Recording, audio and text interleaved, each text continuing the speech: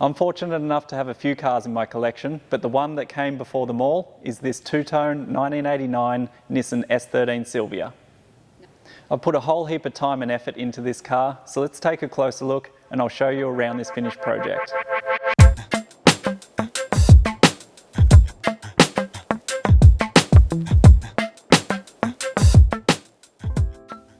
In behind the wheel, you'll see a whole bunch of custom sheet metal.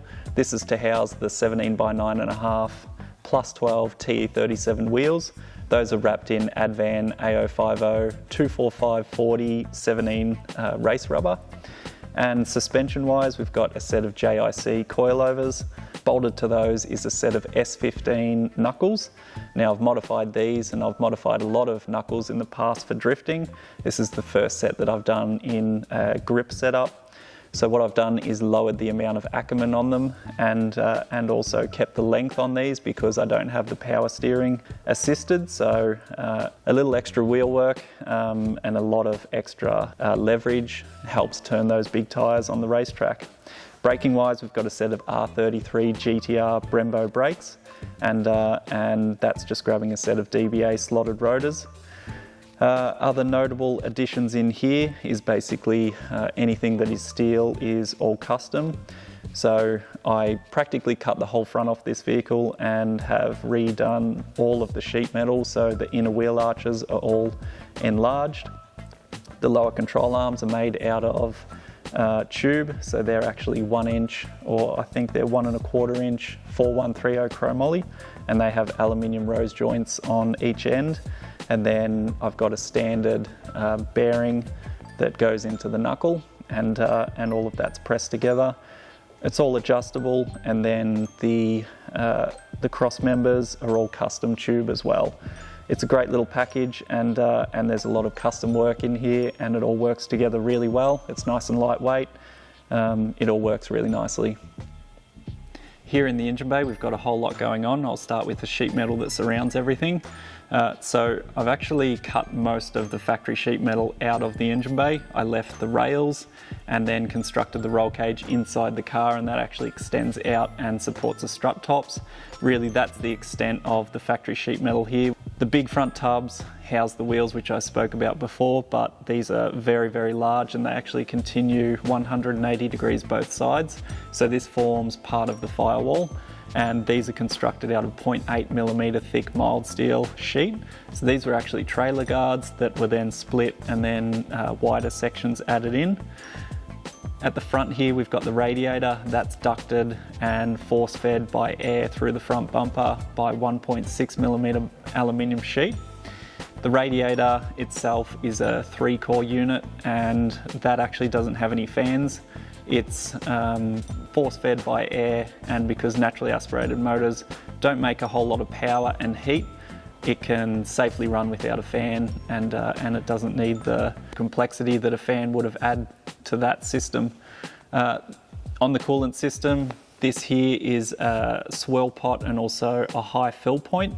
So this works as the highest point in the system because the radiator is so low. The radiator is actually kicked back on an angle of around 50 degrees, and because it's low, we need this as the high fill point. So you fill it from here, and then I've actually got a thermostat on the top hose, which is from a KTM dirt bike. So it's a very small one, and I've actually had to add a restrictor as well because this actually cools too, I would say the radiator is too big for this system and it cools too well. So the thermostat is needed so the motor can get to engine temperature. The motor itself is a SR20, it's still 2 litre, it's got a stock bottom end.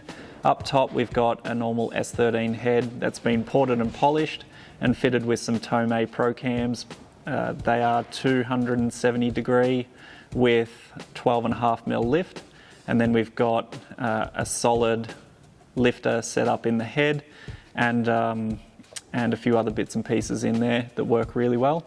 I've ditched all of the factory Nissan electronics on the motor and developed my own crank trigger and cam trigger setup.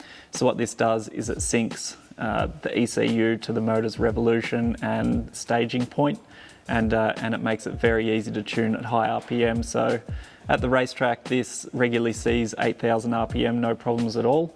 It would be better with a VE head, but that's on the to-do list for later on. Externally of the motor, we've got the header system here. I built this out of 304 stainless steel, 1 3/4 inch primaries. It's quite a long tube header, all equal length, and we'll get to all the specifics on that as we get deeper into exhaust manifolds in our process videos. On the inlet side, we've got a quad throttle setup. These are actually 52mm, so quite large for this motor. And then we've got some trumpets and CNC intake adapters there. Fuel-wise, it's fed by around 340cc injectors. And like I said before, it's a Link ECU controlling everything. Other things, the pulleys that you might see on the front here, they're actually ex-NASCAR dry sump pulleys. So all of those are custom machined and custom spigots that fit all of the alternator, the crankshaft, and also the water pump there. Oil breathing system, like I said, this operates at high RPM all the time, so I wanted a really good oil breather system. That's all integrated into the chassis. You can see that from inside the right-hand wheel tub, and that just runs the fittings on the rocker cover. So I've actually covered up all of the factory oil breather system holes on the rocker cover and smoothed them flat. And then I've got 2 AN10 fittings welded onto the rocker cover, and they head down to the oil recovery tank. It doesn't get used a whole lot, and because this isn't boosted, it's naturally aspirated, it doesn't really push out a whole lot of oil mist. That about does it for the engine. Its actual position is quite a lot further back. I'd almost, at a guess, say 150mm. I haven't exactly measured it, but it's enough to make the sump on it foul with the steering rack. The steering rack and the cross member are all in different positions anyway, but this engine position did require me to put a different sump on the motor and also do some special fabrication to get all of that in place. That about sums up the engine bay. It's a really nice package in here. It's all braced back to the roll cage, and again, it's all really simplified and easy to work on, being naturally aspirated. In the cabin, we've got a fairly comprehensive roll cage. This is all to national specs. I do have to add some gussets in, so it's not particularly finished yet, but I haven't competed in this car. I've just been doing sprints and trials and track days in it. So it's got a 1 3/4 inch main hoop, which is all mild steel, all MIG welded, and then all of the rest of the tubes are 1.5 inch, and both of these use a 2.6mm wall thickness. Other things to note in here, we've got pretty much a whole new floor. The firewall has all been shifted back, so I refabricated all of that.